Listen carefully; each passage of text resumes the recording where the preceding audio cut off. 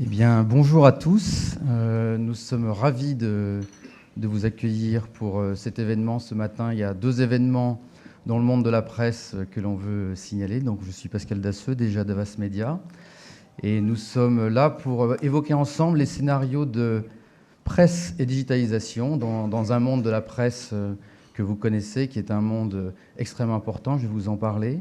Et il y a deux événements aujourd'hui. Premièrement, le lancement, vous l'avez peut-être vu, du kiosque e-presse, dont on va vous parler aujourd'hui en détail, et qui est un événement majeur, je pense, dans la presse française, puisque c'est l'association de plusieurs quotidiens et news qui lance un kiosque. Et puis deuxièmement, une étude que nous avons réalisée, nous, avec CSA, pour l'usage de la presse digitale, et donc qu'en font les consommateurs aujourd'hui de cette presse digitale, et comment les annonceurs peuvent utiliser au mieux l'association print et digital. Donc c'est ce qu'on va vous présenter tout au long de cette heure et demie, où vous verrez, il y a beaucoup de choses assez denses. Alors, on s'est posé les questions suivantes, avec CSA et puis avec nos amis du GIE. Les 4 questions suivantes, on va essayer de vous apporter quelques éléments de réponse. Évidemment, il y aura plein de débats, c'est largement pas la conclusion de ces questions, mais première question pour nous, quelle complémentarité pour le print et le digital? Quand on investit dans le print et le digital, quel intérêt? Comment les éditeurs adaptent-ils leur offre pour répondre aux attentes des lecteurs?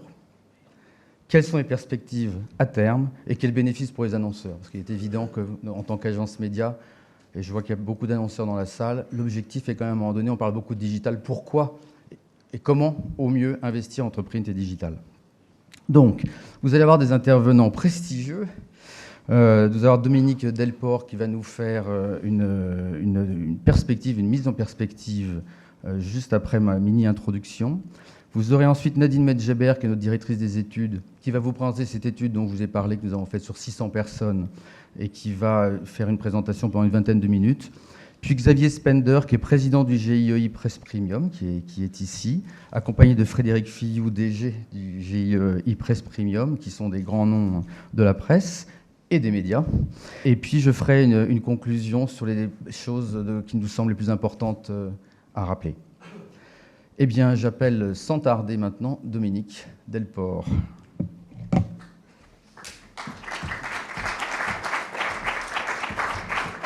Bonjour à toutes et tous. Il y a à peu près une cinquantaine de personnes chez Havas, au département études et recherches, avec plusieurs dizaines de millions d'euros d'investissement chaque année, parce qu'on pense que le boulot d'une agence média, c'est celui-là, c'est de continuer à éclairer le marché et à accompagner non seulement ses clients dans cette digitalisation, qui reste quelque chose de long, de complexe, mais aussi accompagner le marché, accompagner les régies, accompagner les éditeurs, parce qu'encore une fois, quand on est leader, on a des responsabilités et c'est la nôtre. Donc c'est vrai qu'aujourd'hui, il y a 2 bonnes nouvelles quand on aime l'info et le journalisme. La première, c'est la libération d'Hervé Guéquière et de Stéphane Taponnier, dont on ne peut que se féliciter. Ils viennent de se poser à Villers-la-Coublay. Et puis la seconde, c'est que ce matin, à 6 h, vous pouviez aller sur l'App Store d'Apple et télécharger e-press. Je l'ai fait sur ma tablette et j'ai eu la joie de faire ma revue de presse avec des titres à 0,79 ou 1,49. Mais enfin, c'est quand même un service, et vous allez en avoir la démonstration tout à l'heure, absolument formidable. On dit souvent qu'en matière de digital, les règles du jeu changent. Et c'est vrai que nous sommes, nous, habitués à défendre pour nos clients un environnement très local avec des acteurs très locaux. C'est le cas en télé, c'est le cas en radio, à l'exception peut-être d'RTL Group, c'est le cas en presse, à l'exception de 1 ou 2 grands groupes de presse magazine. On a avant tout à gérer des contraintes locales. Et puis le digital a totalement bousculé cet ordonnancement bien étriqué avec des acteurs mondiaux qui imposent des pratiques nouvelles, avec des lieux de fiscalisation différents et parfois des monopoles qui se sont créés de facto. Et on a ce que j'appelle le verrouillage numérique de l'espace, avec un premier verrou numérique sur la recherche, puisque Google en détient quasiment 90% en Europe, un verrou numérique sur le social, puisque Facebook est aujourd'hui le 3e pays avec 700 millions d'utilisateurs, et puis un verrou numérique sur les contenus, puisqu'Apple a réussi, en étant un pure player et venant de nulle part, à quasiment accaparer 80% de la valeur sur la musique légale, est en train de faire la même chose sur le print ou sur la vidéo, même si certains concurrents type Netflix, Hulu ou d'autres résistent. Et Et c'est vrai que ça change un peu les règles du jeu. Et qu'on a souvent, c'est vrai pour la presse, l'impression que les réponses sont totalement atomisées, voire désorganisées, car les intérêts sont différents. Et il y a un autre dossier important, c'était dans le Figaro aussi de ce matin, qui est Prestalis.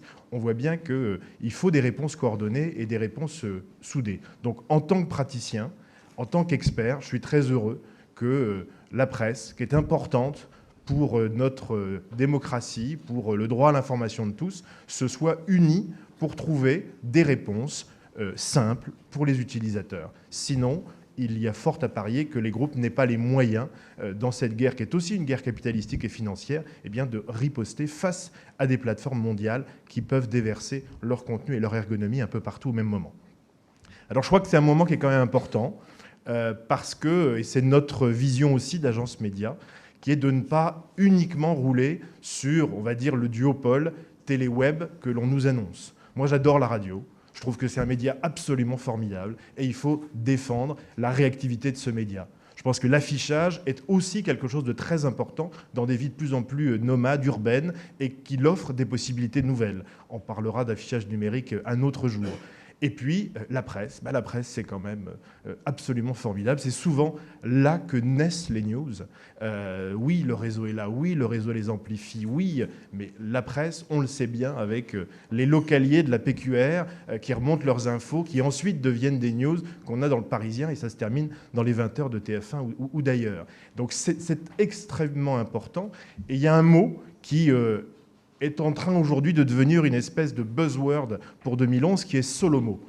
Ce sont des financiers américains qui ont commencé à lancer l'expression Solomo comme social, local, mobile. Donc ces trois dimensions, le social, le local, le mobile. Ces trois dimensions sont au cœur des nouveaux défis des groupes de presse et des éditeurs.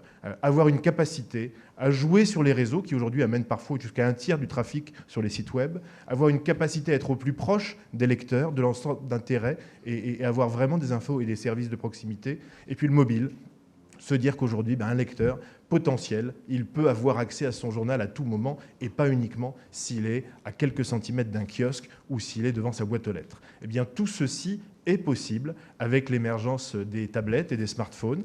Ça restera long, ça restera compliqué, ça restera coûteux. Il faut énormément de volonté de la part des groupes de presse et je salue leur enthousiasme en dépit des éléments de marché, en dépit du quotidien qui reste un quotidien dur avec des clients qui ont des grosses pressions, qui nous mettent la pression, qui nous demandent d'acheter dans leurs intérêts et au mieux. Et c'est vrai qu'on exerce cette pression et je l'assume totalement. En revanche, on est là aussi et comptez sur Havas Media pour continuer à évangéliser le marché et jouer son rôle de leader et de pionnier pour que nos clients basculent de plus en plus dans ces nouvelles formes de communication digitale. Et il en va, je crois, aussi de la bonne santé de cet écosystème et de sa pérennité. Bonne conférence, bonne étude et puis bonne démonstration d'e-presse.